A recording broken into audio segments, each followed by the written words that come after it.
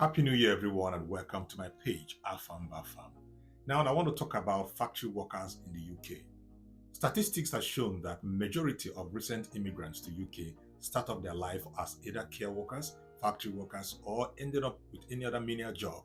That is not because this is the kind of work they love to do, but because most of them have their condition of visit attached to the kind of work they start with, and they may do that kind of work for a period of time before they can switch over to what they love to do.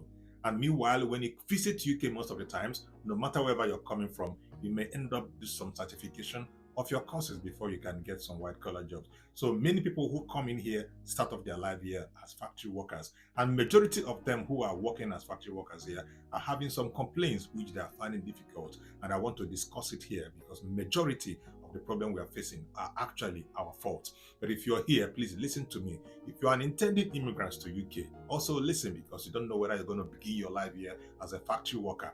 Now listen, many factories in the UK also want to let you understand the need for your health and safety.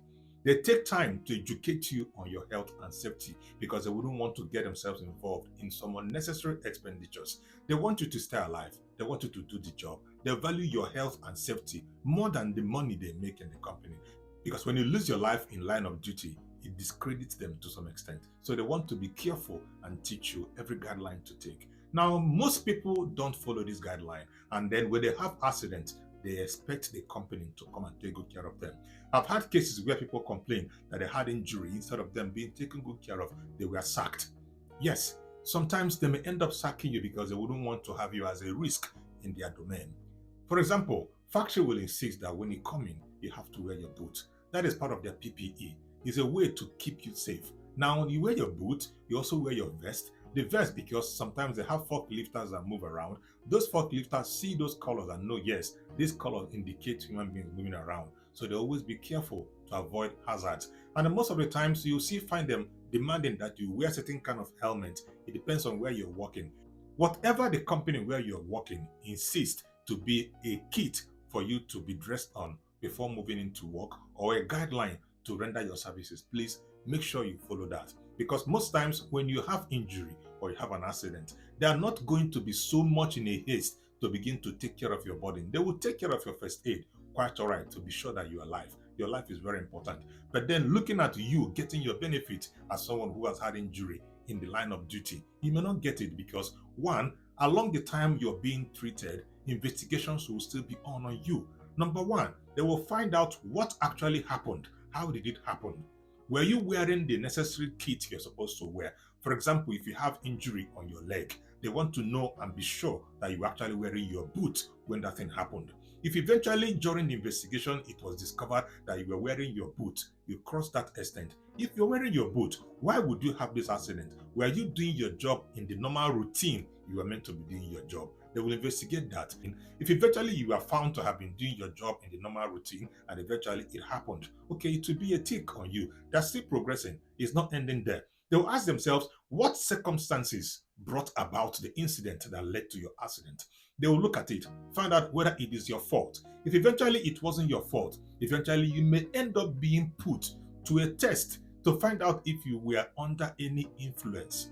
If you were under any influence, because companies will tell you when you're working with us, when you're coming with us, don't drink, don't do this, don't do that. If you know the things the company say you mustn't get involved in, please don't do that. For some people that get themselves involved in some substances will stay in your body as long as you may not understand. You may have taken it like 3-4 days ago and it will stay in your bloodstream for like 3-4 days. I don't want to mention names here because they want to make sure that you are free and you are doing whatever you're doing with your mind and your senses.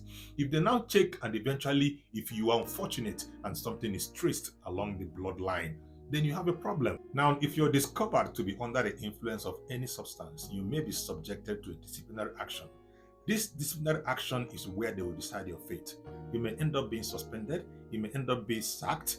Sometimes people complain, they said, upon the fact that I had injury, I had an accident, they still sacked me. Yes, they want to put you away because they don't want you to repeat what happened again. They're always very careful. So I want to now talk to everybody who is working in UK as a factory worker.